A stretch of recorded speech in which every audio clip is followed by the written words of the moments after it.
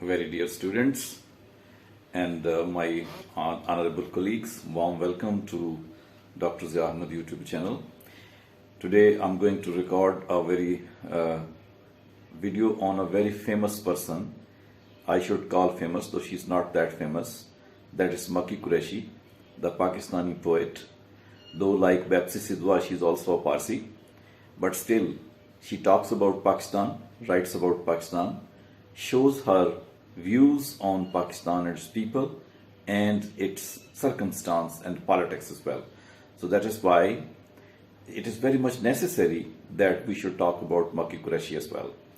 Maki Koreshi can be ranked equal to Tawfiq Rafat in English and Faiz Ahmed Faiz in Urdu Pakistani poetry, because both of these people not only talk about politics and history of Pakistan, but also discuss the pushes and the pulls,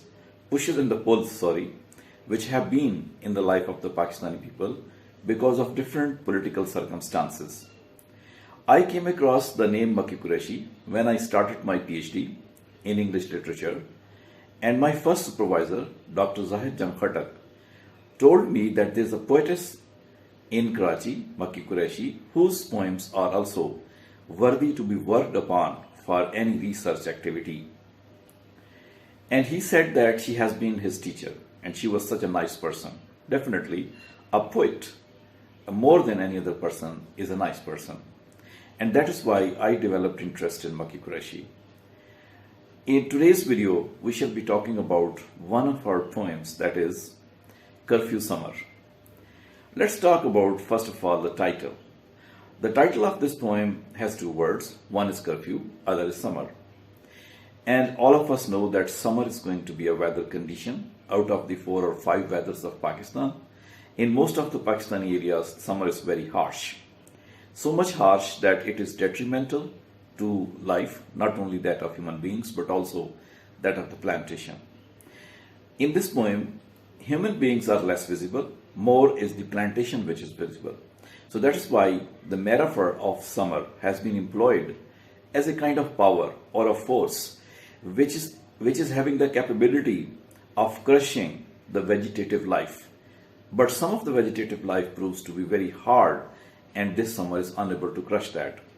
Then comes the curfew, and you know this can be interpreted in many ways. I shall talk only about 2 ways. One, that when summer season, hot summer season is there, it's a type of curfew. We don't want to come out because of its harshness. But on the other hand, the curfew is that of the some powerful agencies imposed curfew as well, that people cannot come out, cannot talk, cannot discuss. And it can possibly be another meaning that the curfew is just like summer, just like hot summer, where life cannot grow, where things begin to stall, where things begin to dry up, where the system begins to fail. So curfew explains summer as an adjective, and similarly summer goes back to curfew to explain as an adjective. I must say that Maki Koreshi was not born in Pakistan, she was born in India, and most probably it was 1927, pre-partition time when she was born, but she died in 1995, such a long age she had, and therefore she saw 2 countries, one India, other Pakistan. She lived in India. When she was a teen, she came to Pakistan. So she witnessed the history of making of Pakistan and history of development of Pakistan and history of the people of Pakistan as well. Especially when Pakistani people suffer from the conflict. The conflict is all the time available in Pakistani literature. That is the conflict between the romance and the kind of personality which we have got, and that conflict continues to exist there. Social norms and social setups are mostly in conflict with the politics and the people and the will of the people as well. This conflict exists between progressiveness and the traditional nature of Pakistani people as well.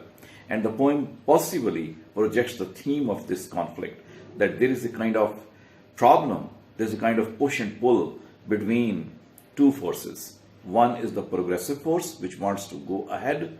Other one is the traditional force which pulls it back and makes it dried up.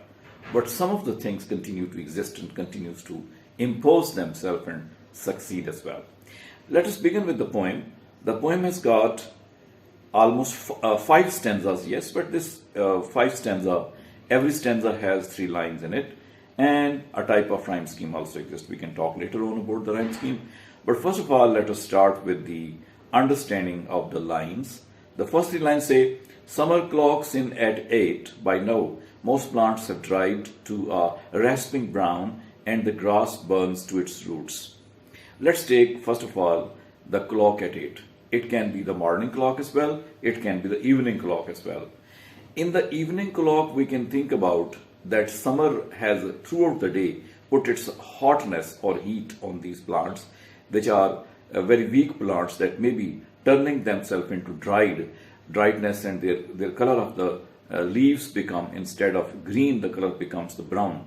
And that color shows the burning, that burning which has entered into the roots of the plants as well. But it can be the morning 8 o'clock also, that because of this summer season, even its morning, the heat is being felt by the upper leaves of the plant and the roots of the plant as well. So in that way, the writer is initiating by using the metaphor of summer, that it is causing the greenness, the life, vegetative life, to turn into something very bad, that means lifelessness. So in that way, the poem starts with the metaphor of summer, and it is multiple interpretations are available for summer. That it's a hot season, it's a difficult season, it is a waterless season, it's a life-killing season, but equally, it is the season which tests and trials the qualities of the people, whether someone is there to face it, to become successful out of that. So that is why the poem is initiating with the challenge that if this is the situation, what is the possibility? Let's move on to the next one. Only the bougainvillea flags, its violent colors dissident in a brutal summer. Begonia or bougainvillea plant is there. It flourishes in the summer season with the flowers and the leaves of violet in color. The poet says that it's a dissident, that person which we call in Urdu as manharaf, very common word these days. This is the type of plant which is not accepting the heat, which is not feeling itself dried up or finishing with the life, even if the hotness is there. It's a type of rebellion. It continues to exist. That plant continues to exist even if the hot summer is there. So the poet calls it a dissident. Poet calls a person who dissents in its views, who has a different type of vision. So some are the people who would accept the heat of summer and would collapse. And some other people are there who, even if the heat is there, they wouldn't collapse. They would change their views, they would rebel, they would dissent. And as a result, the metaphor of bougainvillea plant is going to be the somewhat rebellious and dissent person that who would accept all whatever is going on. Next one. No one may walk next door, yet from house to house the grapevine runs, arrested, bound.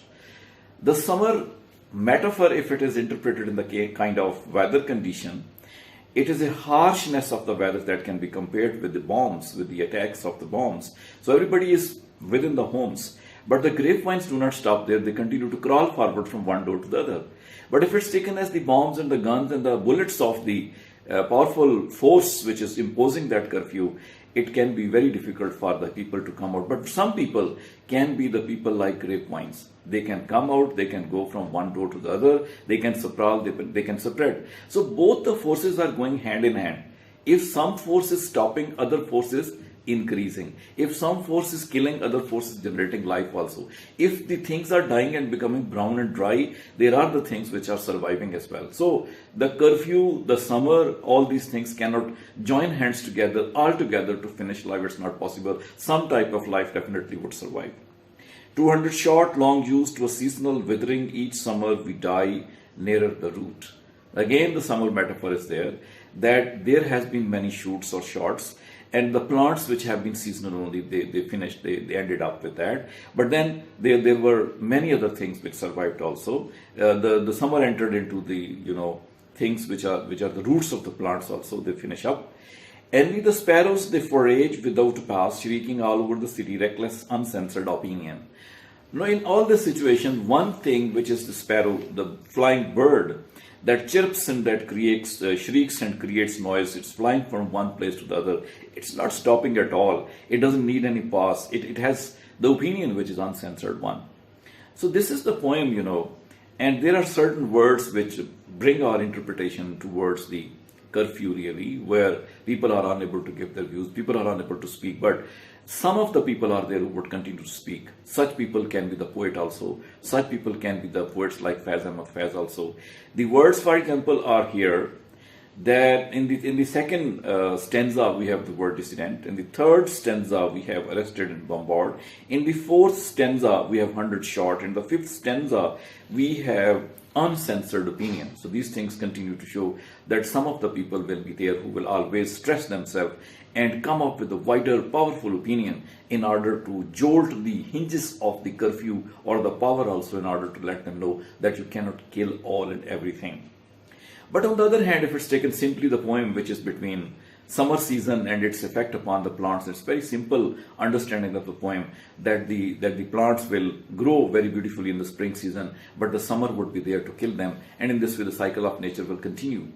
But actually, when both the words summer curfew, curfew summer come together, it goes to show that some are the forces in this world which want to kill the progressiveness, which want to stop the progressiveness, which do not want that the things go forward. But some of the dissidents, some of the problems, some of the things would be there who will continue to stress themselves, and the people will have to come out of that. Let's talk about the rhyme scheme. The first stanza, for example, shows by now brown roots. Then the second says flags, dissident, summer. So we don't find the regular kind of rhyme scheme. The lines are three. There are some of the sounds which have been repeated sometime, like most plants are tried to a rasping brown. Sa sound is repeated, so alliteration and consonants can be found there. But there are very little of the examples like the similes or can be found there. We can simply have the beautiful words and images the poet has tried to create. The image of the whole of the summer has been created by the poet, in a sense, by using it as a metaphor for the friction between freedom and that of the success of the forces, traditional forces which try to stop that freedom. So this is the poem altogether. I hope some of the people have understood it a little bit. So if you like it, do not fail to hit the subscribe button and the like button. So far, it's the time to say goodbye, to meet in some next video.